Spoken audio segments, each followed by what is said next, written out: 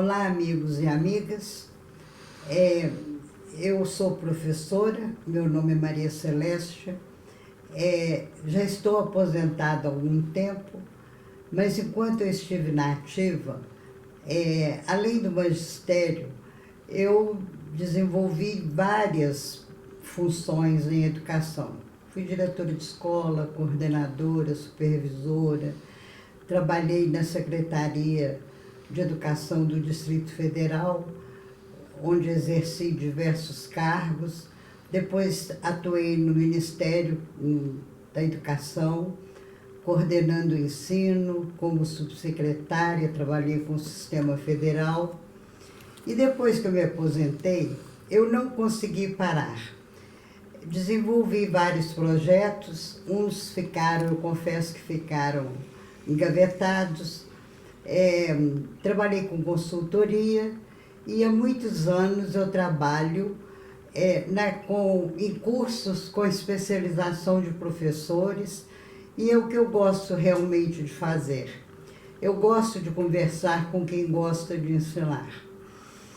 E eu sou que nem Rubem Alves. Eu gosto de falar sobre coisas que eu acredito, sobre minhas dúvidas, minhas críticas, e eu tenho várias, e gosto muito de conversar sobre elas. Atualmente, eu ando muito preocupada com o que acontece com as nossas crianças. Nós temos crianças bem-sucedidas na escola, e a gente sabe que essas crianças, quando bem-sucedidas, elas têm aprovação da família delas, da professora, da diretora, e especialmente com ela mesma. Ela é nesse momento que ela vai construir muito a autoestima dela. E a nossa autoestima é muito importante. E quando a criança é bem-sucedida na escola, todos aprovam, que dizem que você é inteligente, você é capaz, você vai muito bem na sua vida. E ela diz para ela mesma que ela é capaz, que ela é inteligente e que ela foi aprovada, e isso contribui o resto da vida dela. Agora eu me pergunto, e a criança que é mal-sucedida? O que acontece com ela? Exatamente diferente da criança bem-sucedida. Ela não é aprovada pela professora, pela escola como um todo, pela família dela, pelos amigos e especialmente ela consigo mesma. Ela diz: eu sou burra, eu não consigo aprender, e eu dou desgosto às pessoas, o que vai ser de mim? E com isto, ela interfere na autoestima dela.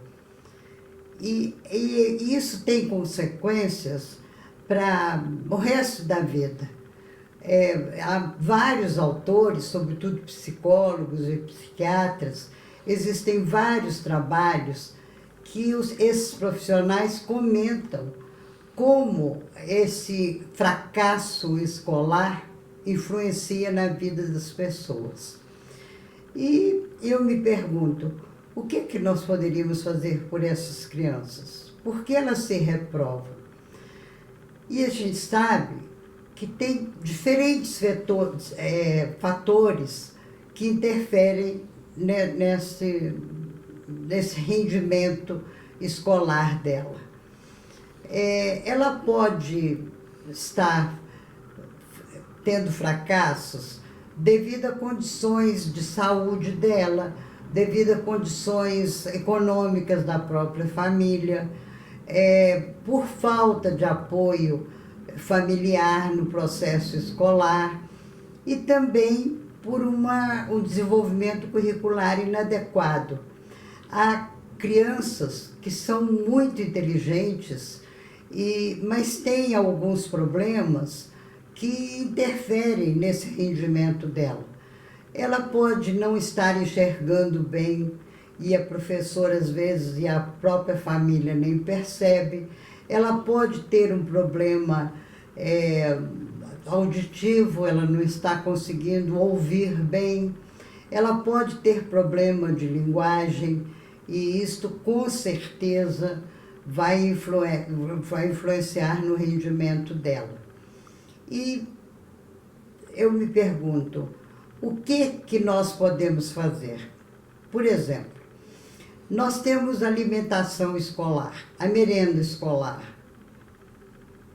Nós poderíamos pensar que isso não é uma função da escola, mas nós sabemos que há crianças que são mal alimentadas por condição econômica da família, ou até por descaso da família que não se preocupa com a merenda. E então, o que o governo passou a fazer? A dar o alimento, porque esse alimento é importante.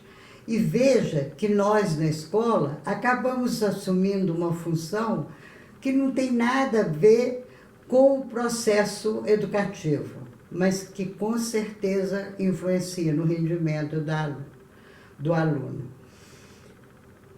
Além da alimentação, nós percebemos que muitas famílias não têm condição de dar o material escolar, comprar o livro, até mesmo dar uma roupa adequada para a criança, um calçado. Então a escola assumiu uma outra função.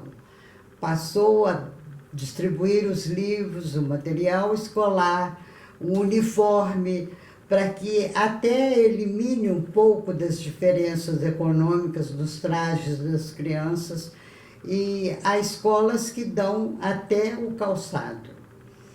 Nós passamos a fazer parte de programas de saúde, de vacinação, e muitas vezes eu fico em dúvida, né? Com certeza isso é necessário, mas repara que isto, de certa forma, interfere. Nós ocupamos muito tempo da escola com outras ações diferentes do processo de ensino-aprendizagem. Há escolas que a gestão se preocupa até mais com esses aspectos do que com aquele que seria realmente o processo de aprendizagem, que é a nossa função. Então, nós precisamos estar muito atentos, porque me parece que são funções inadequadas, que a professora, a diretora, a escola como um todo, deveria estar voltada apenas para o processo de ensino-aprendizagem, mas esse é muito influenciado por esses fatores e nós não podemos dispensar. E o que isso nos diz? Que nós precisamos, já que eles existem, já que eles são necessários, nós precisamos, no princípio do ano, já verificar isto, traçar o perfil da escola. Essa criança ouve bem? Essa criança enxerga bem? Essa criança tem problema de aprendizagem? Essa criança está doente? Porque nós sabemos que uma criança com febre, com garganta inflamada, com alergia, isso tudo interfere. Então, nós costumamos, nós professores, e eu digo porque eu já fui professora, eu já alfabetizei muitas crianças e sei o quanto isso interfere, e é importante que a gente identifique isto.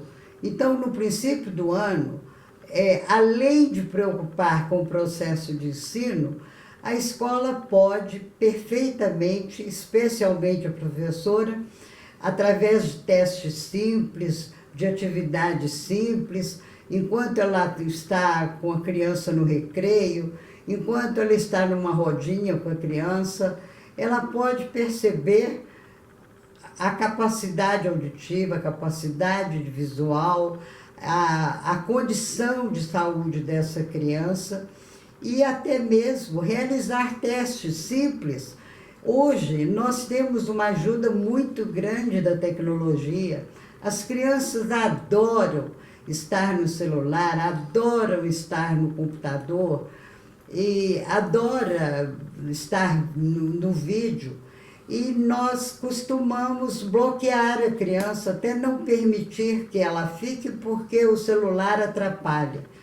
Agora, por que não aproveitar isso e ver, se nós vamos no próprio Google, numa coisa acessível para todo mundo e simples, nós vamos poder identificar joguinhos, quebra-cabeça, uma infinidade de atividades que a criança vai adorar fazer, ela vai achar ótimo estar na frente do computador, ela vai gostar muito de poder levar o próprio celular para a escola e fazer esses testes. E repara que para o professor isto é um auxiliar muito grande. Eu me lembro no meu tempo de professora, nós tínhamos que fazer todo o material. E hoje esse material está disponível. O mundo está repleto de recursos tecnológicos muito importantes que podem perfeitamente nos ajudar. Agora, nós precisamos aprender a trabalhar com isto, porque no curso que nós fazemos, ou fizemos, não cuida disso. Por que não integrar muito bem a tecnologia para nos ajudar a fazer o teste? A criança brincando, ela pode fazer jogos e com isso ela vai demonstrar, evidenciar as dificuldades auditivas, de linguagem e visual que ela tem, isto com esses recursos que estão disponíveis para nós. O que nós temos que fazer? Aprender a lidar. Eu costumo dizer, quando penso na educação, os antigos professores, os nossos colegas há séculos, eles desenvolviam uma educação oral. Então, o que eles faziam? Conversavam, eram poucos alunos, era poucas as pessoas que tinham acesso à educação, mas esses que tinham acesso, os filósofos, os professores dela, desenvolviam todo o trabalho através de recursos orais, eles conversavam. Quando Gutenberg criou a imprensa a partir daí, e que vieram os livros, nós tivemos uma ajuda muito grande. Mas eu costumo dizer que os meus colegas da época possivelmente reclamavam que os alunos não queriam mais conversar, só queria saber de livro, só queria saber de ler. E não é muito diferente do que acontece. Hoje nós reclamamos que o aluno não quer mais escrever, que o aluno não quer mais ler. E resguardadas as devidas proporções, é isso que está acontecendo conosco. Que hoje nós reclamamos, aluno não quer mais ler, aluno só quer estar no computador, só quer o celular. E por que não aproveitar isto? E por que nós não vamos aproveitar essa infinidade de recursos que tem para nos ajudar e para agradar as crianças? Agora, isso não é simples, porque é uma inovação muito grande e nós precisamos estar preparados para isso. E eu, lá pelas tantas, eu me incomodei com isso. Eu falei, como eu posso ajudar os meus colegas, que são meus alunos em curso de especialização, como é que nós podemos fazer isto nas nossas aulas? Como nós podemos enriquecer as nossas aulas? Como nós podemos identificar os problemas dos nossos alunos de uma maneira agradável e que ele vai fazer isso distraído, brincando, a jogos, a vídeos muito interessantes, muito agradáveis, que as crianças vão adorar fazer, e o nosso trabalho como educador vai ser muito facilitado. E com certeza, se nós soubermos aproveitar bem isso, nós vamos melhorar o rendimento do aluno. Há crianças que ficam inteiramente desinteressadas das nossas aulas.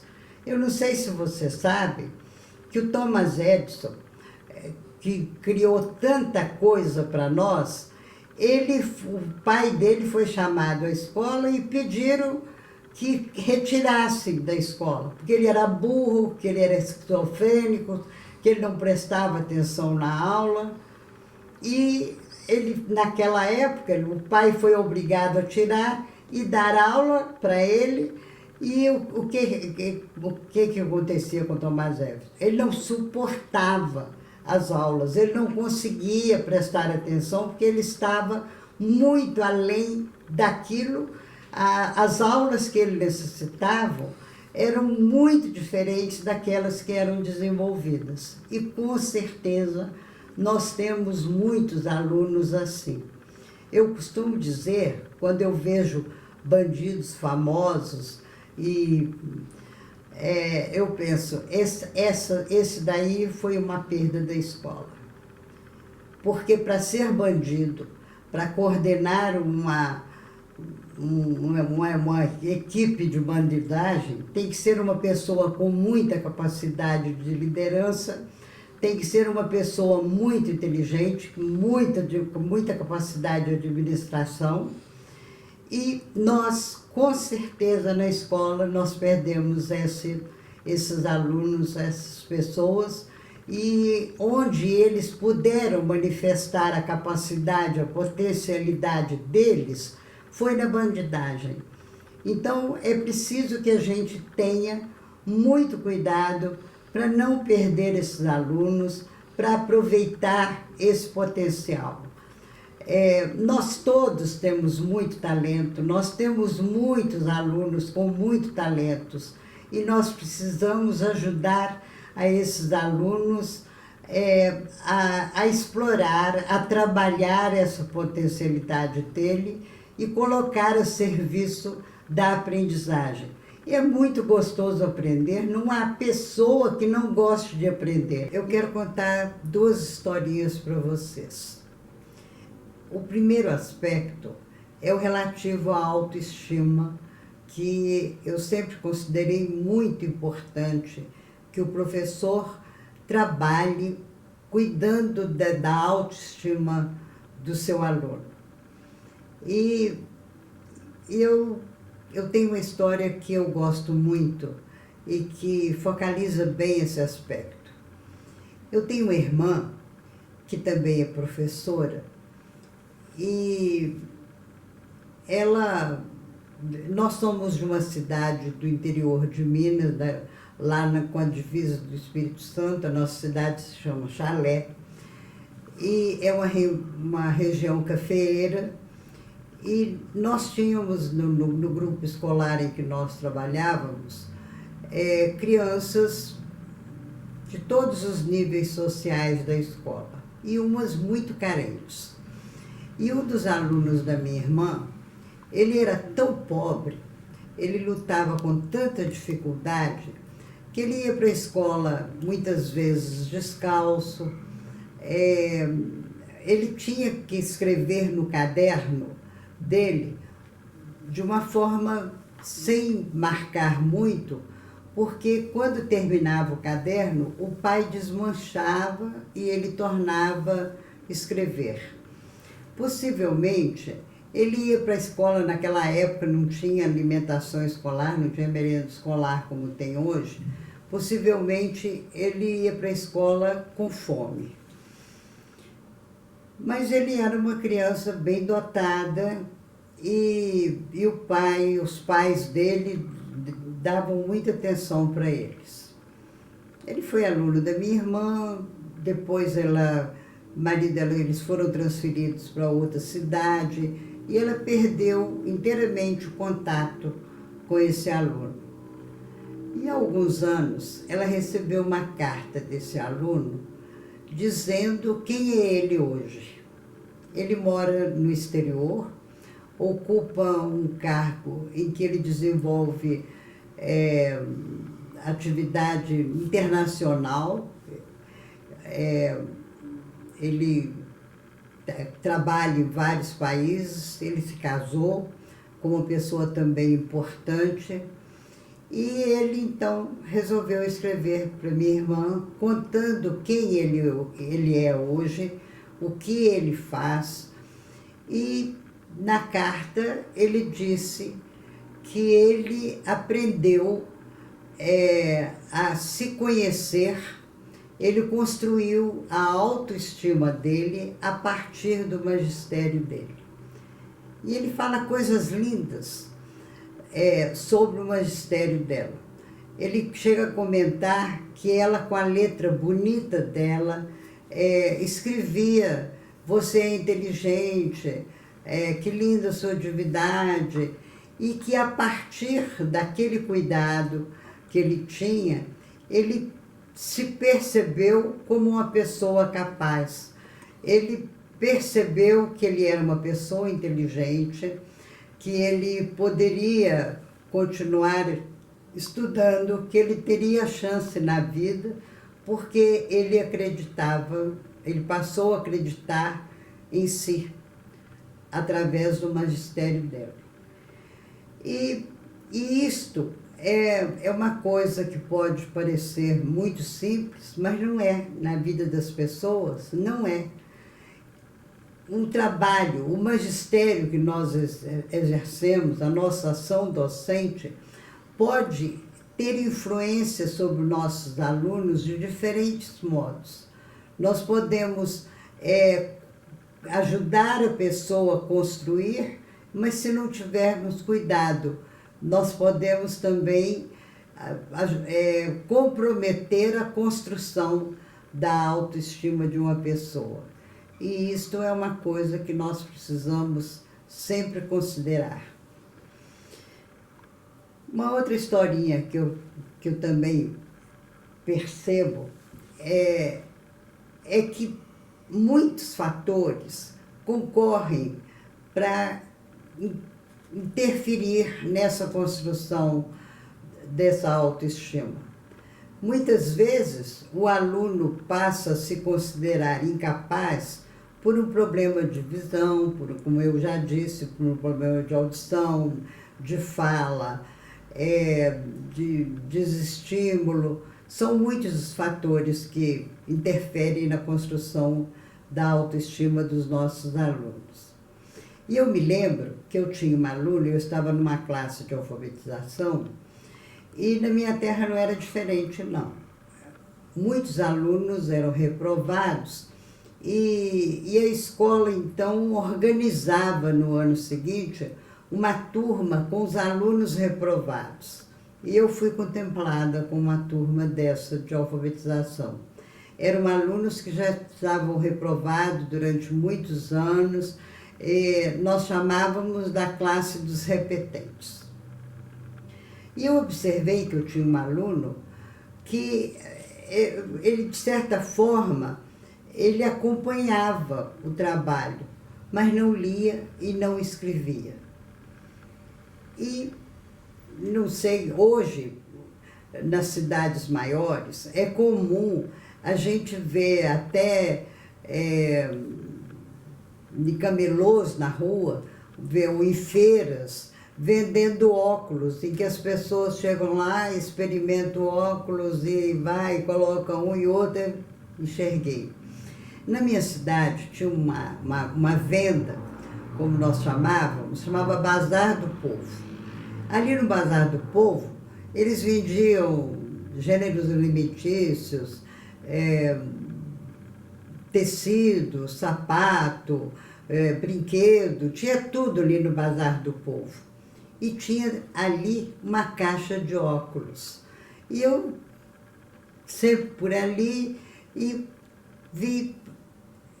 E eu me lembro que eu cheguei perto do custódio, que era o gerente da loja, e pedi a ele que me emprestasse uma caixa que eu ia levar na minha turma para colocar com os meus alunos. Não tinha médico, não tinha outra coisa, e eu levei os óculos e chamei o meu aluno e botei os óculos, botava um, botava outro, e ele experimentava. E lá pelas tantas, ele falou comigo, eu estou vendo. Foi uma alegria total. E vocês não sabem o que eu fiz. Eu fiquei tão feliz que eu chamei o pai dele e pedi a ele para ir lá no custódio comprar os óculos. E ele perguntou, o que você tem com isso? E eu fiquei muito sem graça, porque eu estava muito feliz. E ele ficou muito bravo comigo, porque o filho dele estava lá para ensinar e que eu estava intrometendo na vida dele, o que eu tinha com isso. Até isso o professor às vezes tem que enfrentar. Nós precisamos ter habilidade para, inclusive, comunicar para a família, conversar com o pai deles, porque são pessoas geralmente muito simples e não aceitam essa interferência. Hoje a coisa está muito modificada, isso tem 50 anos, mas ainda pode acontecer. Então, nós precisamos estar atentos com o problema da autoestima e com outros fatores que podem interferir na construção da autoestima do nosso aluno. E uma delas é a visão. E nós, professores, podemos perfeitamente ajudar, prestando atenção nos nossos alunos, como eu falei, aproveitando a tecnologia existente, aproveitando os serviços médicos existentes, conversando com a família.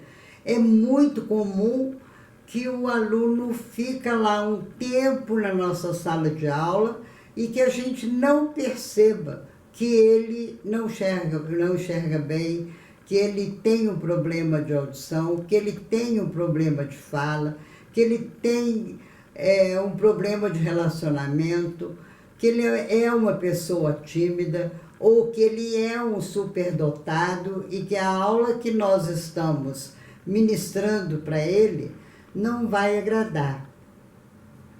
Eu costumo dizer que as nossas aulas são como a preparação de um alimento. Nós preparamos o alimento, nem todos acham o mesmo sabor, nem todos gostam daquele alimento, e não somos nós que vamos digerir aquele alimento. Porque cada aluno, como nós com o alimento, digerimos de forma diferente, gostamos ou não. Alguns alunos, alguma pessoa até não suporta determinado outro alimento, outro gosta muito, e assim são as nossas aulas. Nós preparamos esse alimento quase sempre com muito cuidado, mas os alunos vão digerir aquele alimento que nós preparamos, aquela aula que nós estamos passando para ele, de forma diferente. Porque ninguém ensina nada para ninguém repassa um conhecimento. O conhecimento ele é construído pelo aluno, com aqueles recursos, com o esquema mental que ele possui, aquela informação que nós passamos, aquele exemplo que nós damos, ele vai construir, ele vai digerir de maneira diferente. E cada um digere de uma forma. Por isso é difícil, porque muitas vezes nós preparamos uma aula, fazemos um plano que nós achamos que está ótimo, e uns aprendem e outros não. Por quê? Porque a construção do conhecimento que nós pretendemos é individual. Cada aluno vai construir o alimento de uma forma, ou não vai. Aquilo pode estar confuso, desinteressante, e passamos por ali e nada. Então, como uma mãe, que às vezes um filho não quer comer determinado alimento e ela vai e prepara de uma maneira diferente, ela coloca um detalhe ela procura saber o que ele gosta, não tem diferença para nós. Nós temos que, então, perceber, esse aluno aqui digeriu bem, construiu o conhecimento que eu pretendia, aprendeu a habilidade que eu preciso, formou a atitude que eu esperava, e outro não. E ele, às vezes, é mais inteligente, ou tem mais talento do que aquele que aprendeu, mas nós não conseguimos alcançá-lo. Nós não conseguimos que ele se sentisse disposto a aprender aquilo que nós ensinamos. Porque uma coisa que nós precisamos observar, eu costumo dizer que a minha sala de aula, ela pode estar adequada para um grupo de aluno e para outro não. Um aluno pode achar que aquele ambiente pertence a ele e que ele pertence ao ambiente. Mas há alunos que não se sentem engajados, não sentem que aquilo, que a nossa aula, foi feita para ele, que ele pertence àquele grupo. E este talvez seja o grande desafio no nosso magistério, fazer com que todos os alunos aceitem esse ambiente educativo que nós estamos organizando para ele. Porque quando eu vou preparar uma aula, um conteúdo, eu preciso pensar, organizar e fazer o que for necessário em relação a em que ambiente ele vai trabalhar. Nós temos que cuidar e pensar, aquele aluno é tímido, aquele pode ajudar.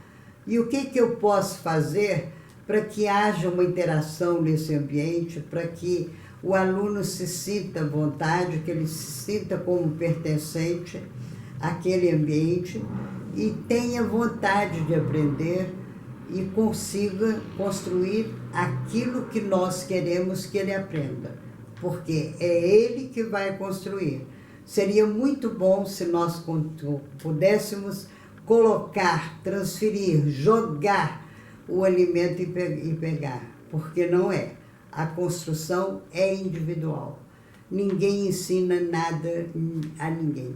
Eu passo informação e a pessoa constrói aquele conhecimento a partir de requisitos que ele tem, da disposição, da motivação que ele tem em relação àquele. Então, eu não posso pensar só no conteúdo, só no material.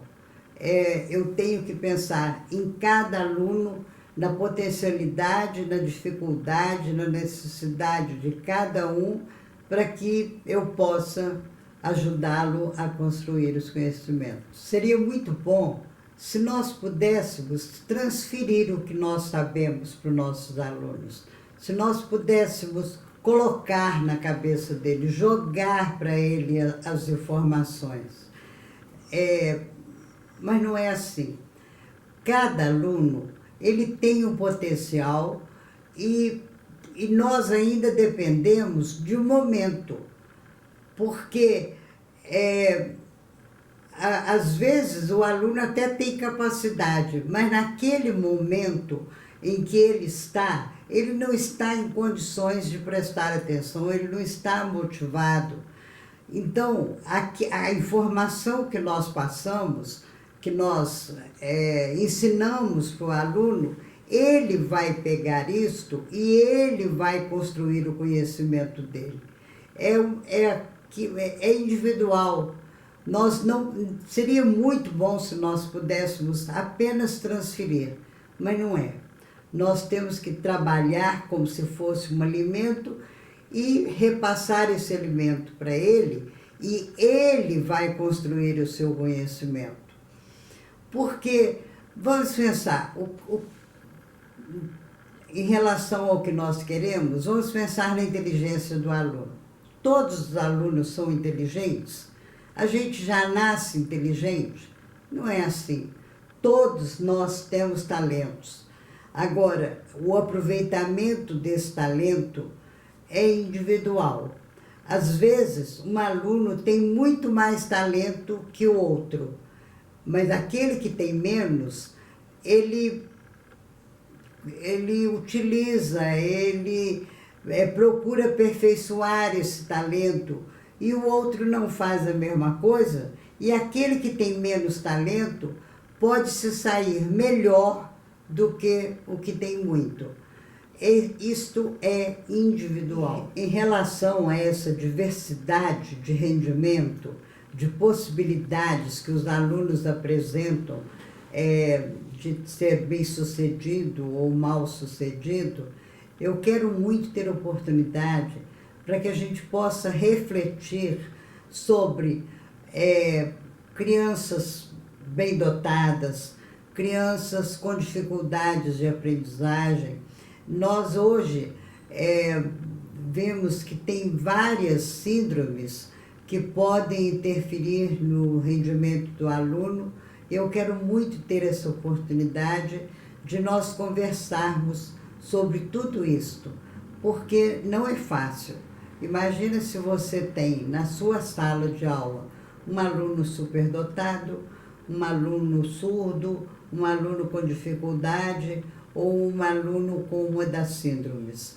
E eu acho que vale a pena a gente conversar, refletir um pouco sobre essas síndromes, inclusive.